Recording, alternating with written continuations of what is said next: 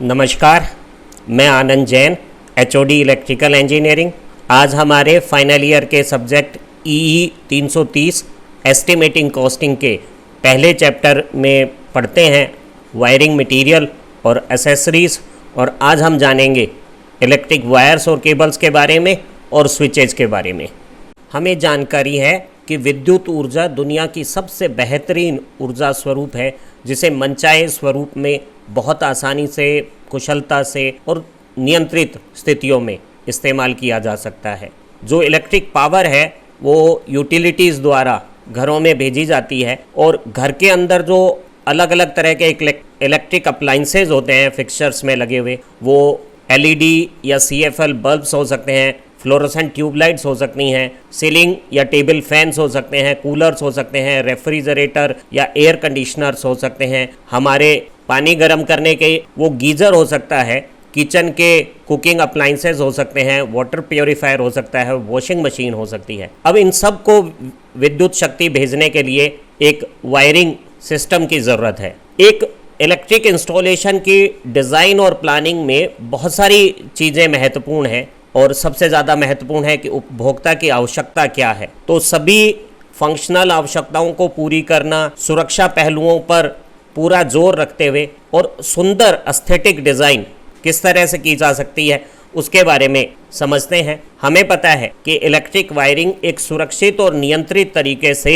धारा का प्रवाह है आपूर्ति से अप्लाइंसेस के तरफ, और इसके लिए हम एक चालक पदार्थ का इस्तेमाल करते हैं जिसके ऊपर एक कुचालक सुरक्षा कवर होता है। और जो नियंत्रण और सुरक्षा के लिए हम स्विच, एमसीबी, फ्यूज़ जैसी चीज़ें इस्तेमाल करते हैं और अप्लाइंसेस को कनेक्ट करने के लिए अप्लाइंसेस के साथ एसेसरीज़ यूज़ करते हैं। तो आज जानते हैं कि हमारी डोमेस्टिक वायरिंग में क्या क्या मटेरियल हम इस्तेमाल करते हैं। धारा के वहन के लिए सबसे महत्वपूर्ण है चालक पदार्थ, कंडक्टिव मटेरियल। जो इलेक्ट्रिक वायर के जो कंडक्टर्स मटेरियल होते हैं वो हो सकते हैं कॉपर, एल्युमिनियम या गैल्वेनाइज्ड आयरन। हमें वैसे तो जानकारी है कि सिल्वर दुनिया का सबसे बेहतरीन चालक है, लेकिन ये बहुत ज़्यादा महंगा है और तांबे से इसकी जो विद्युत गुण है उसमें मामूली सा ही 15% का ही अंतर है। तो उसकी तुलना में काफ़ी सस्ता कॉपर सबसे ज़्यादा प्रचलित चालक पदार्थ है। और हम एल्युमिनियम का इस्तेमाल भी विद्युत धारा के चालन के लिए करते हैं और कुछ जगहों पर इकोनॉमिक अर्थिंग के लिए हम गैल्वेनाइज्ड आयरन तार का भी इस्तेमाल करते हैं। जो कॉपर है वो शुद्ध रूप में अगर देखा जावे तो लाल भूरा रेडिश ब्राउन कलर रखता है और इसमें जब अशुद्धियाँ होती हैं तो इससे इसका रंग थोड़ा सुनहरी पीला हो जाता है और इसमें थोड़ी कठोरता भी आ जाती है। जो प्योर तांबा होता है वो काफ़ी सॉफ्ट है और हमें शुद्ध रूप में जो तांबा है और जो सॉफ्ट तांबा है इलेक्ट्रोलाइटिक ग्रेड का और एनील्ड प्रवृत्ति का, वो विद्युत वायरिंग में यूज़ करना चाहिए, जो कि बहुत अच्छा विद्युत धारा का चालक है। जो तांबे की चालकता है वो एल्युमिनियम की तुलना में 1.5 गुनी है। तो तांबे का जो तार है उसका क्रॉस सेक्शन आकार छोटा होगा। जो तांबे के तार हैं वो सॉलिड जैसे यहाँ दिखाए जा रहे हैं या मल्टी स्ट्रेंड रूप में, जिसमें बहुत सारे पतले तार एक साथ एक समूह में धारा वहन के लिए इस्तेमाल किया जाता है। दोनों रूप में हम इस्तेमाल करते हैं। ये जो मल्टी स्ट्रेंथ फ्लेक्सिबल तार है ये वायरिंग में ज़्यादा प्रचलित है क्योंकि इसे आसानी से मोड़ा जा सकता है।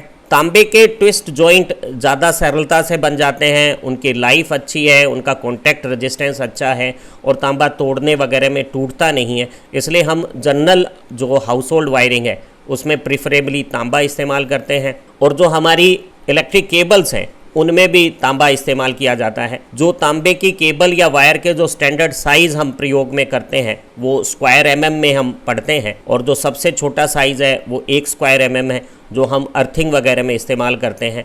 इलेक्ट्रिक वायरिंग में रिकमेंडेशन है कि आप 1.5 स्क्वायर एमएम से छोटा तार ना इस्तेमाल करें और उससे बड़े जो तार बाज़ार में उपलब्ध हैं वो हैं 2.5 square MM, 4 square MM, 6 square MM, 10 square MM, 16 square MM, 25 square MM, 35, 50, 70, 95, 120 और इससे बड़े साइज़ की भी केबल्स उपलब्ध हैं। किसी तार में कितनी धारा वहन होगी उसके बारे में भी हम चर्चा करेंगे, पर पहले बात करते हैं एल्युमिनियम की। एल्युमिनियम तांबे की तुलना में काफ़ी हल्के वजन का है और बहुत ज़्यादा सस्ता है।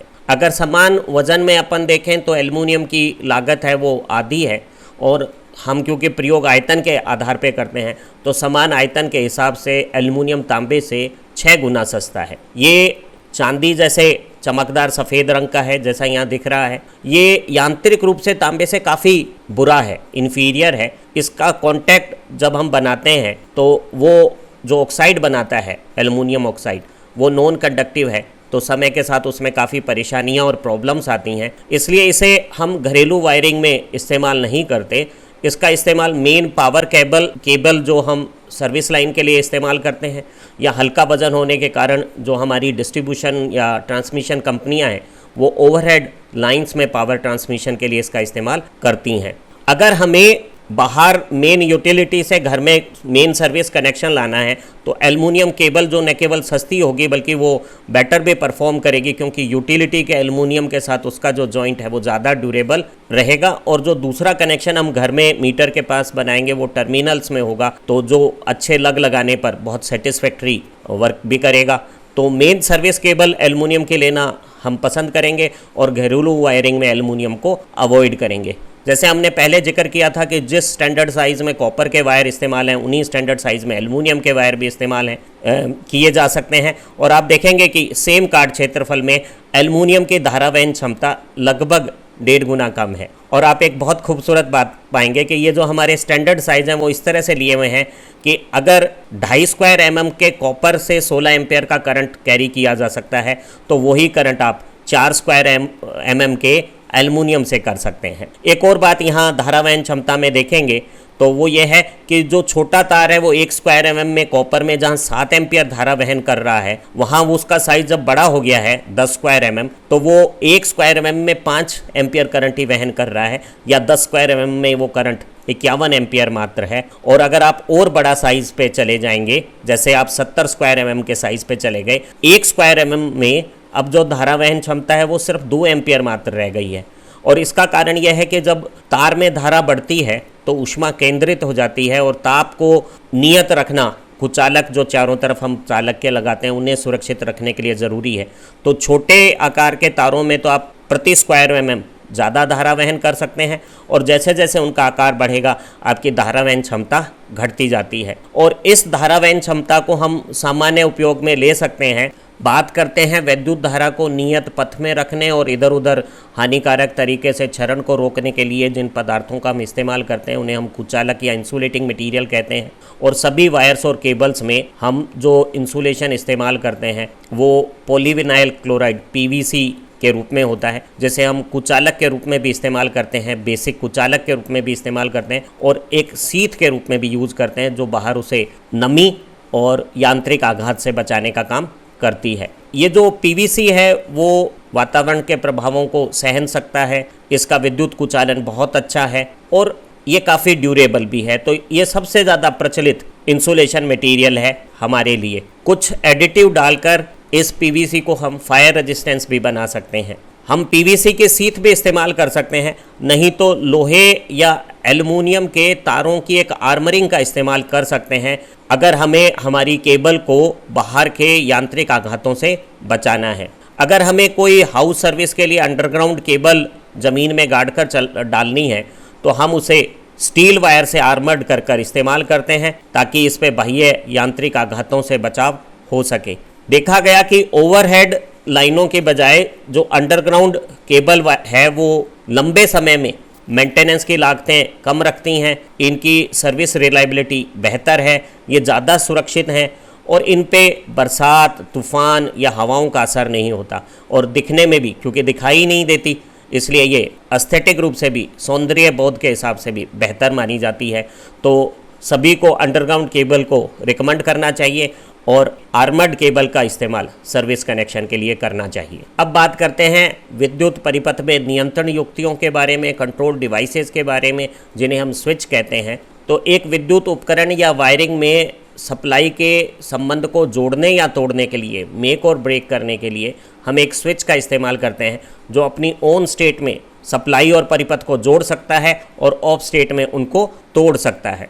एक जो सबसे सरल इलेक्ट्रिक स्विच हो सकता है उसमें केवल एक पोल है, हम बहुत जल्दी जानेंगे कि ये पोल क्या है, और एक ही थ्रो है, लेकिन इसके भी कई सारे रूप हो सकते हैं। ये चैन द्वारा खींचे जाने जैसा हो सकता है, ये पुश बटन जैसा हो सकता है, इसमें एक रोकर आर्म हो सकती है जो इस तरह से दो पोजीशन में रॉक करती हो, ये रोटरी या स्लाइड तरह का हो सकता है, टॉगल हो सकता है, लेकिन जो सबसे खूबसूरत स्विच है वो पियानो या फ्लश टाइप में, जिनमें एक म्यूजिकल इंस्ट्रूमेंट पियानो जैसा मूवमेंट है। हमारे ये जो सिंपल इलेक्ट्रिक स्विचेज हैं वो भी कई सारे रूप के हो सकते हैं, जैसे ये एक सरफेस स्विच है जो कोई स्विच प्लेट पे लगता है। ये फ्लश टाइप मॉड्यूलर स्विचेज हैं जिनमें इस तरह का स्विच इस तरह के कवर के साथ ढक दिया जाता है और ये कोई स्पेशल डिज़ाइन बॉक्स में लगते हैं और दिखने में सुंदर लगते हैं। ये पुल टाइप हो सकते हैं जिसको हम इस तरह से खींच कर इस्तेमाल कर सकते हैं। ये इस तरह के पुश टाइप हो सकते हैं जो दबाने पे ऑपरेट होंगे।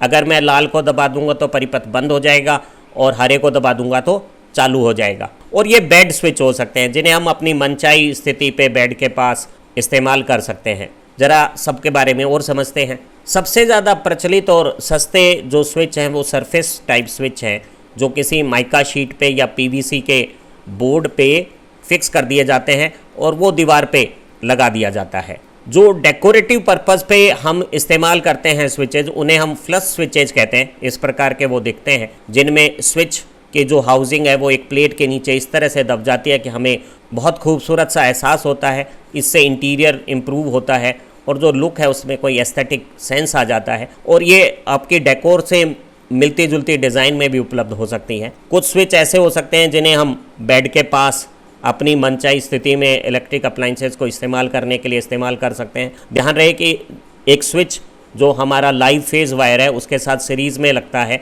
और वो लाइव वायर को अप्लाइंसेस से जोड़ता या तोड़ता है। जो स्विच है उसका कनेक्शन न्यूट्रल वायर की साइड में नहीं करना चाहिए।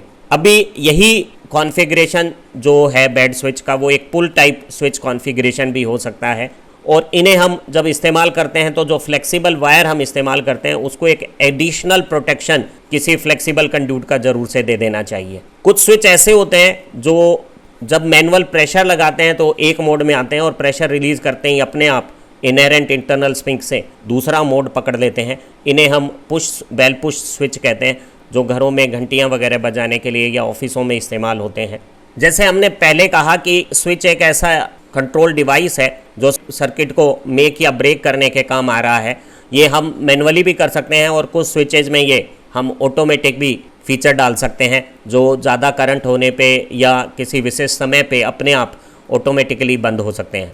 अभी स्विच के टेक्निकल स्पेसिफिकेशन में दो बातें इंपॉर्टेंट है, एक पोल और एक थ्रू। जो हमारे पोल हैं वो परिपथों की संख्या है जो स्विच के द्वारा नियंत्रित हो रहे हैं। ये केवल एक परिपथ हो सकता है तो ऐसा स्विच सिंगल पोल स्विच कहलाएगा। अगर वो एक से ज़्यादा हैं, दो हैं, तो हमारा जो स्विच है वो डीपी या डबल पोल स्विच कहलाएगा। और अगर ये तीन परिपथ हैं तो वो ट्रिपल पोल स्विच कहला सकता है। यहाँ ये एक सिंगल पोल स्विच है और ये एक डबल पोल स्विच है और आप देख पा रहे होंगे कि इसमें केवल एक ही विद्युत परिपथ है और यहाँ दो विद्युत परिपथ एक साथ मेक या ब्रेक किए जा सकते हैं डबल पोल स्विच में। अभी जो थ्रू है वो ये बताती है कि कितनी स्थितियों पे हमारा स्विच जा सकता है। एक सिंगल थ्रू स्विच केवल एक ही पेयर ऑफ कॉन्टैक्ट रखता है और वो केवल एक पेयर या तो खुल सकता है या जुड़ सकता है। जैसे कि यहाँ प्रदर्शित है, ये जुड़ी हुई स्थिति है और ये खुली हुई स्थिति है, तो इसमें एक ही थ्रू है। जबकि एक डबल थ्रू स्विच है वो दो स्थितियों में हो सकता है। ये जैसे ये जो लाल रेखा है वो वन पेयर पे दो टर्मिनल हैं उन पे है और ये अगर बदल दी जावे तो ये दूसरी सेकंड पोजीशन पर पहुंच जाएगी। तो इसकी जो पोजीशंस हैं वो दो हो सकती हैं और इसमें आप देख रहे हैं कि टर्मिनल भी ज़्यादा हैं, तो ये एक double pole double throw switch हो गया। जब स्विच एक्टिव मोड में है, ऑन स्टेट में है, क्लोज कंडीशन में है, तो इसके जो क्लोज कॉन्टैक्ट हैं वो अप्लाइंसेस की जो धारा है उसे वहन करने चाहिए, या जो स्विच की क्षमता है उतनी धारा वहन करते हुए वो गर्म नहीं होने चाहिए या वेल्ड नहीं होने चाहिए। जो हमारे स्विचेज हैं डोमेस्टिक वायरिंग में वो दो रेटिंग्स में ज़्यादा प्रचलित हैं, एक 6 एम्पियर और एक 16 एम्पियर।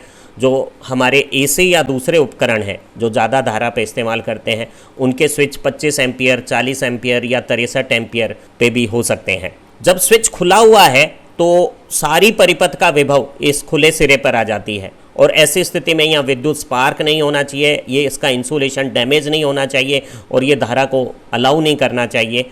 तो वो जो वोल्टेज है वो इसे सहनी है और वो उसकी क्षमता या रेटिंग कहलाती है, जो सिंगल फेज़ के केस में 250 वोल्ट हो सकती है और 3 फेज़ के केस में हमारी डोमेस्टिक वायरिंग में ये 400 वोल्ट हो सकती है। तो हमारे स्विच की जो रेटिंग है वो दो चीज़ों से बनती है, वोल्टेज और करंट से। तो हम कह सकते हैं कि एक सिंगल पोल सिंगल थ्रू का स्विच SPST है, वन वे स्विच है, और इसकी वोल्टेज 250 वोल्ट है और धारा 6 एम्पियर है। जो सबसे प्रचलित डोमेस्टिक वायरिंग का स्विच है, one way switch, simple one way switch, इसको हम अपनी तकनीकी भाषा में SPST, single pole single throw switch कहते हैं। देखिए आप, एक ही विद्युत परिपथ को ये नियंत्रित करता है और इसके मूवमेंट में सिर्फ एक ही डायरेक्शन है, ये जो कॉन्टैक्ट है वो बस एक जगह जुड़ सकता है। आमतौर पे ऐसे स्विचेज में सिर्फ दो टर्मिनल्स होते हैं, एक में सप्लाई का जो लाइव वायर है वो आता है और दूसरे से वो आगे विद्युत उपकरण के लिए चला जाता है। जब हम ऐसे स्विच को विद्युत परिपथ में लगाते हैं तो जो परिपथ का जो फेज या लाइव वायर है वो स्विच के एक सिरे में रख के और स्विच के दूसरे सिरे से विद्युत उपकरण के एक्सेसरीज के जो सेटअप है, जैसे कोई बल्ब होल्डर है, उसमें लगा देंगे और बल्ब होल्डर से ये दूसरा सिरा सप्लाई के न्यूट्रल में चला जाएगा। बल्ब होल्डर में जब हम बल्ब को फिक्स कर देंगे तो स्विच इस बल्ब के साथ श्रेणी में आ जाएगा और अगर हम स्विच को क्लोज कर देंगे तो बल्ब में धारा प्रवाह से रोशनी होगी और अन्यथा ये खुला रहेगा। ये जो हमारे स्विच होते हैं, इनके जो इलेक्ट्रिक स्पेसिफिकेशन है वो सिंगल फेज के लिए आप कह सकते हैं कि वो 250 वोल्ट 6 एम्पियर हो गए। कुछ हमारे ऐसे घरेलू उपकरण हो सकते हैं जो ज़्यादा धारा पे काम करते हैं, जैसे कुकिंग अप्लाइंसेस किचन के हो गए या बाथरूम का गीज़र हो गया या एयर कंडीशनर हो गए, तो उनके स्विचेज हैं वो बड़ी कैपेसिटी के होते हैं और दो बड़ी कैपेसिटीज़ घर में प्रचलित हैं, एक 16 एम्पियर है और एक 25 एम्पियर है। तो वो स्विच 250 वोल्ट 16 एम्पियर या 250 वोल्ट 25 एम्पियर के हो सकते हैं। मेरा ऐसा एक वन वे स्विच SPST एक विद्युत अप्लाइंसेस को एक जगह से बहुत आसानी से नियंत्रित कर सकता है। इनकी इलेक्ट्रिक वायरिंग आसान है, मेंटेनेंस आसान है। हमारे टू वे स्विच को हम तकनीकी भाषा में SPDT, single pole double throw switch कहते हैं। और इस स्विच के आप देखिए 3 टर्मिनल्स हैं, जिसमें ये बीच वाला टर्मिनल है वो कॉमन कहलाता है। हम कॉमन टर्मिनल पे सप्लाई का फेस तार जोड़ देते हैं और इसके दो जो टर्मिनल्स हैं वो या तो दो उपकरणों को एक ही जगह से नियंत्रित कर सकते हैं या दो स्विच का समूह। देखिए आप, यहाँ एक स्विच लगा हुआ है और यहाँ ये दूसरा टू वे स्विच लगा हुआ है, वो एक विद्युत उपकरण को दो अलग अलग जगह से ऑन या ऑफ कर सकते हैं। जो इलेक्ट्रिक वायरिंग है वो आपने देख ही ली है।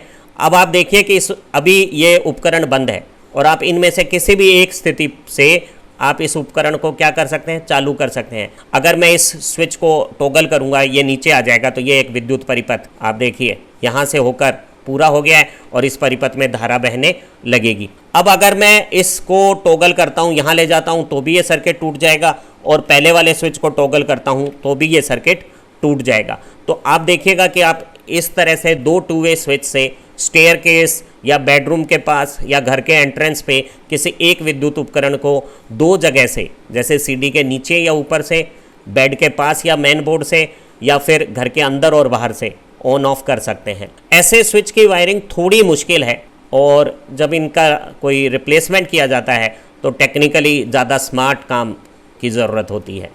जो हमारा double pole single throw switch है DPST, ये एक मेन स्विच या आइसोलेटर की जैसे काम करता है हमारी सिंगल फेज सप्लाई में। इसे हमने डबल पोल इसलिए कहा है क्योंकि ये दो विद्युत परिपथों को एक साथ नियंत्रित कर सकता है, और सिंगल थ्रो इसलिए कहा है कि इसकी सिर्फ एक ही जगह कॉन्टैक्ट्स होते हैं। इसमें 4 टर्मिनल्स हैं, 2 टर्मिनल्स में कोई सप्लाई इनपुट होगी और 2 टर्मिनल पे ये आगे के परिपथ के लिए आउटपुट जाएगी। जब इसे हम मेक या ब्रेक करते हैं तो ये जो दो लाइनें एक साथ समांतर में दिखाई गई हैं वो ये बता रही हैं कि ये दोनों एक साथ खुलेंगे या एक साथ जुड़ेंगे। तो जब ये एक साथ खुलते या जुड़ते हैं तो जो धारा तोड़ने या जोड़ने से जो स्पार्किंग होती है कॉन्टैक्ट की टिप पे, वो दो जगह बटने से इसकी जो धारा क्षमता है वो बेहतर हो जाती है, सुधर जाती है। पुराने ज़माने में इस तरह के DPST स्विच हैं वो एक लोहे के बक्से में बंधे हुए आते थे और इनको हम iron clad double pole switch कहते थे। बाद में लोहे की जगह पोर्सलिन और मोल्डेड प्लास्टिक्स आ गए और आजकल एक खूबसूरत केसिंग्स आती हैं जिन्हें हम आइसोलेटर कहते हैं, जो यही काम घरों में बहुत खूबसूरत तरीके से एक बहुत अच्छे से एस्थेटिक लुक वाले बॉक्स में रहकर करते हैं। इसी स्विच का, डबल पोल स्विच का एक वर्जन हो सकता है डबल पोल डबल थ्रू।